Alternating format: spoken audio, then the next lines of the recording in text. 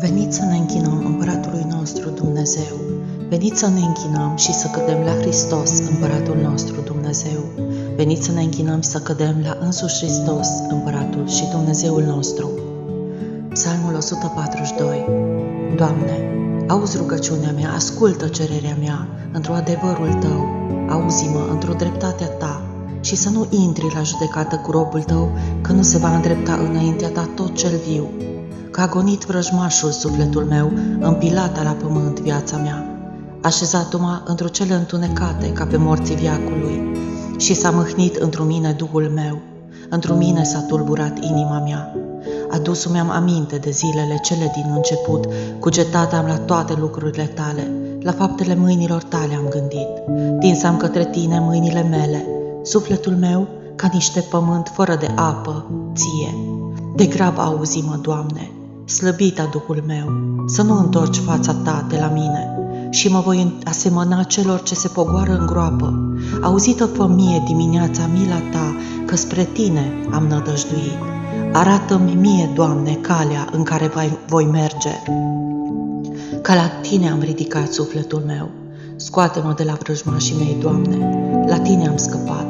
Învață-mă să fac voia Ta, că Tu ești Dumnezeul meu. Duhul Tău cel bun mă va povățui la pământul cel drept. Pentru numele Tău, Doamne, mă vei via. Într-o dreptatea Ta vei scoate din necaz sufletul meu și într-o mila Ta vei sfârși pe vrăjmașii mei și vei pierde pe toți cei ce necăjesc sufletul meu, că eu sunt robul Tău. Aliluia, aliluia, aliluia! Slavă Ție, Dumnezeule! Dumnezeu este Domnul și s-a arătat nouă. Bine este cuvântat cel ce vine într-un numele Domnului. Pe cel născut în Silivria și al Eghinei ocrotitor, pe cel ce în vremurile cele din urmă prieten adevărat al virtuții s-a arătat, pe Sfântul Nectarie, dumnezeescul slujitor al lui Hristos, să-L cinstim noi credincioșii, că bogate vindecări izvorăște celor ce cu evlavie strigă. Slavă lui Hristos, celui ce te-a proslăvit! Slavă celui ce minunat te-ai arătat! Slavă celui ce lucrează prin tine tuturor tămăduiri! Slavă Tatălui și Fiului și Sfântului Duh, și acum și pururea și în vecii vecilor. Amin. Gabriel zicând ție, Fecioară, bucură-te! Împreună cu glasul s-a întrupat stăpânul tuturor întru tine, chivotul cel sfânt, precum a zis dreptul David. Arătatul te-ai mai desfătată decât cerurile, ceea ce ai purtat pe făcătorul tău. Slavă celui ce s-a sălășluit întru tine! Slavă celui ce s-a născut din tine! Slavă celui ce ne-a mântuit pe noi prin nașterea ta! Psalmul 50. Miluiește-mă, Dumnezeule, după mare mila Ta și după mulțimea îndurărilor Tale șterge fără de legea mea. Mai vârtos mă spală de fără de legea mea și de păcatul meu mă curățește, că fără de legea mea eu o cunosc și păcatul meu înaintea mea este pururea. Ție unuia am greșit și rău înaintea Ta am făcut, ca să Te îndreptezi într-o cuvintele Tale și să biruiești când vei judeca Tu, că iată, într-o fără de legi m-am zămislit și în păcate m-a născut maica mea, că iată, adevărul ai iubit și cele nearătate și ascunse ale înțelepciunii Tale mi-ai arătat mie. Stropi-mă vei cu isop și mă voi curăți, spăla-mă vei și mai vârtos decât zăpada mă voi albi. Auzului meu vei da bucurie și veselie. Bucurase vor oasele mele cele smerite, întoarce fața Ta de către păcatele mele și toate fără de legile mele ștergele. Inimă curată zidește întru mine, Dumnezeule, și Duh drept înnoiește întru cele dinăuntru ale mele. Nu mă lepăda pe mine de la fața Ta și Duhul Tău cel Sfânt nu-L lua de la mine. Dă-mi mie bucuria mântuirii Tale și cu Duh stăpânitor mă întărește.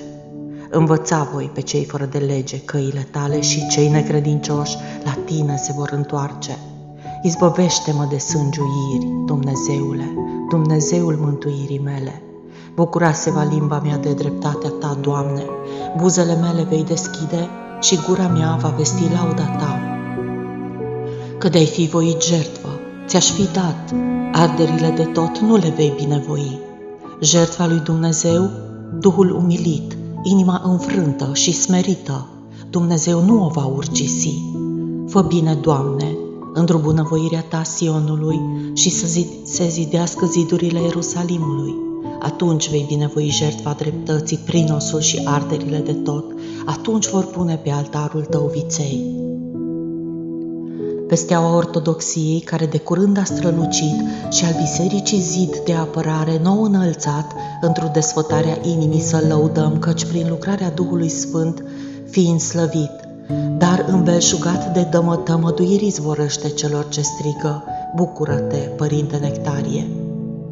Bărbat cugetător de cele cerește arătat în lume, Nectarie, arhiereule al lui Hristos, căci viață cufioasă petrecând, fără prihană, cuvios și de Dumnezeu insuflat, într toate te-a arătat, pentru aceea auzi de la noi unele ca acestea.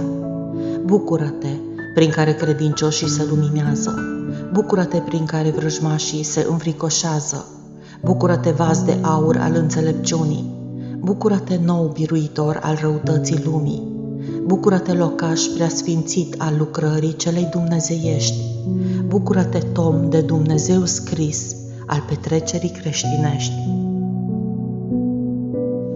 Bucură-te că de curând în cetele sfinților te-ai numărat, bucură-te că de materie cu înțelepciune te-ai depărtat, bucură-te a credinței biruință strălucită, bucură-te a darului a lăută cinstită, bucură-te prin care biserica dănțuiește, bucură-te prin care ostrovul Eghina se veselește, bucură-te, Părinte Nectarie! Cu ochii minții, încă din tinerețe lumina cea dumnezeiască ai văzut, de care sufletul ți l-ai umplut și cu lumina dumnezeieștilor porunci cuvioase, spre virtute ai călătorit, din tinerețe cântând lui Hristos, Aliluia. Cugetător de Dumnezeu făcându-te, în cetatea lui Constantin, povățuit fiind de frica cea dumnezească, spre cele mai bune ai tins și de dumnezeasca cugetare umplându-te, ai desfătat prin cuvintele tale pe cei ce strigau ție unele ca acestea.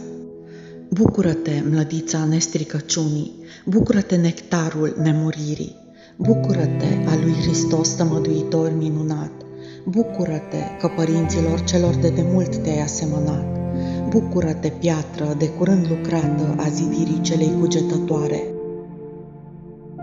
Bucură-te, cunună nou împletită a bisericii drept slăvitoare, bucură-te că te-ai arătat ca un trandafir nou înflorit, bucură-te, darul cel de Dumnezeu dăruit, bucură-te, steaua cea nouă pe cerul bisericii răsărită, bucură-te, făclia slavei ziditorului cea cu aur împodobită, bucură-te, comoara învățăturilor celor cerești, bucură-te, vasul virtuților celor îngerești, bucură-te, Părinte Nectarie!